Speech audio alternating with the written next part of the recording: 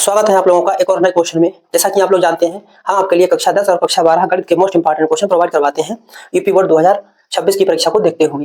तो ये समांतर श्रेणी के दो क्वेश्चन हमारे सामने दे रखे हैं जो पिछले वर्ष 2025 में पूछे गए थे। अब इस टाइप के क्वेश्चन पिछले वर्ष पूछे गए तो ऐसा नहीं कि इस बार नहीं आएंगे, तो हर साल इसी टाइप के मिलते जुलते क्वेश्चन आते रहते हैं।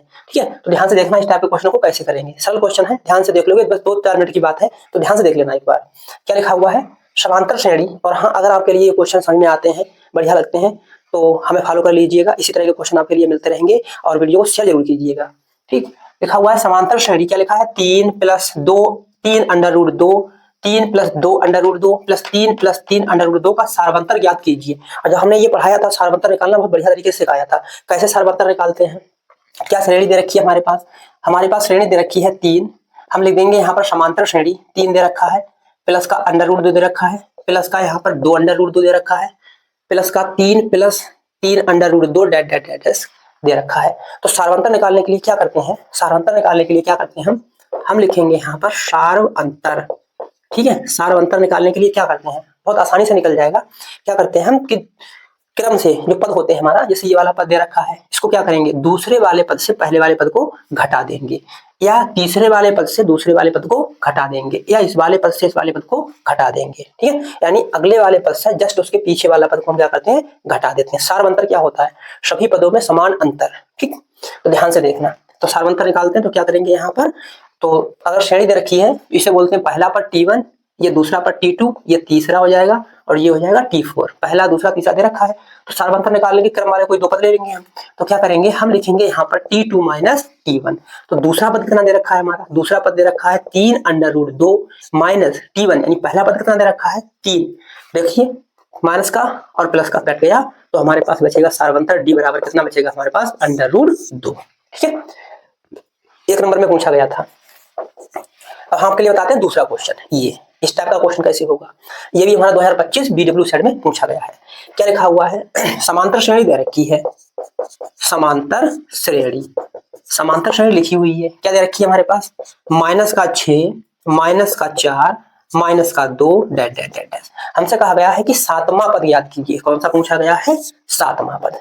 तो सातवां पद समांतर श्रेणी के पीछे बढ़ाई थी, तो क्या था हमारे पास? A, A + D, A + 2D dash इस प्रकार से लिखा हुआ होता है।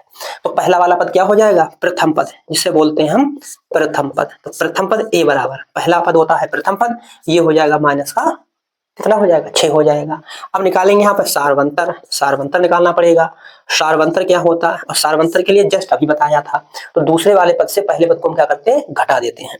सारवंतर D बराबर, दूसरा पद ये है -4 माइनस पहला पद, उससे क्या करेंगे? हम घटा देंगे। तो ये हो जाएगा हमारे पास -4 माइनस प्लस कितने हो जाएंगे? 6। तो ये सारवंतर कितना हो जाएगा हमारे पास? D निकल के आ जाएगा। अब क्या कहा गया है? कहा गया सातवां पद याद कीजिए।